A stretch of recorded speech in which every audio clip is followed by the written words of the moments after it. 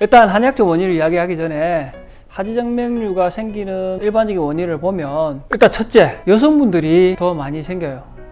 여성분들은 임신, 출산, 그리고 호르몬적 문제 때문에 정맥 판막이 약해지기 쉽기 때문에 생기기도 하고, 젊은 사람보다 나이 든 사람분들이 많아요. 하지정맥류 유전적인 경향이 좀 있어요. 그래서 부모님 세대에 하지정맥류가 있다면 생길 확률은 한 30-40% 정도 남들보다 높다고 합니다. 그리고 과체중, 체중이 늘어나게 되면 정맥에 나쁜 영향을 미치게 되고요.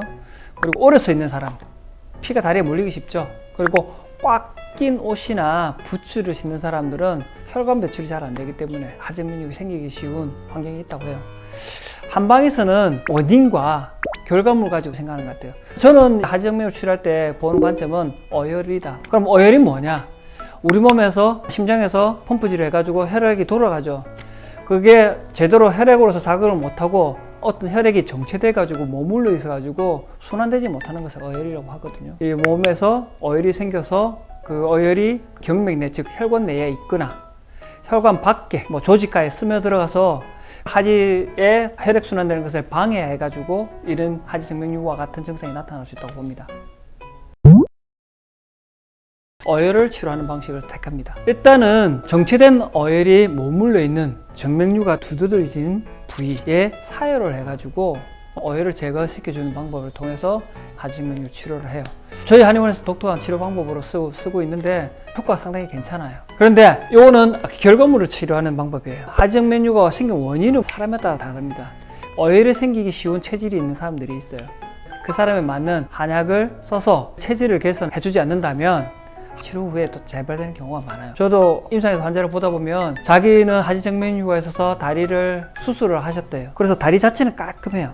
근데 하지정맥류 증상이 있대요. 다리가 무겁고 불편하고 지다도 하고 아프고 저리고 결과물은 치료를 했지만 근본적인 하지정맥이 생긴 원인을 치료를 안 해줬기 때문에 다시 재발이 되는 거예요. 오랜 동안 불편함이 없이 유지를 하려고 한다면 결과적인 근본 원인을 치료를 해주는 것이 중요합니다. 하지정맥류는 다리 쪽으로 피가 안 통하는 거기 때문에 오래 서 있는 자세는 피해야겠죠. 혈관이 드러나는 것을 막고 그쪽에 있는 압력을 줄이기 위해서 압박 스타킹을 신는 것도 도움이 됩니다.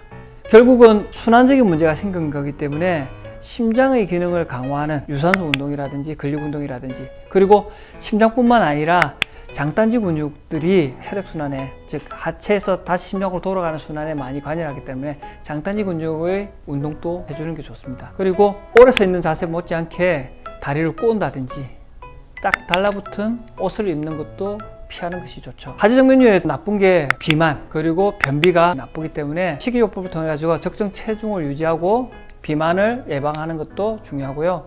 평소에 쉴 때는 다리를 심장보다 높여서 쉬어주시는 것이 하지정맥이 진행되지 않고 어느 정도 개선시키는 데 도움이 됩니다. 남자분들도 하지정맥이 있는 분들이 많은데 남자들은 울퉁불퉁하더라도 그냥 다리가 불편해요 라고 하고, 여자분들은 호르몬적 문제라든지 그런 것들이 있기 때문에 하지불안증하고 하지정맥류가 같이 올 수도 있어요. 그럼 그 증상이 더 심해지겠지. 그래서 여자분들이 좀 더 많아요. 하지정맥류는 오래 서 있는 것도 안 좋지만 오래 앉아 있는 것도 안 좋거든요. 남자분들은 근육이 여자분들보다 좀 더 발달되니까 고생해서 좀 멀어질 수 있는데, 그래도 남자분들도 있어요. 울퉁불퉁하신 분들 많아요.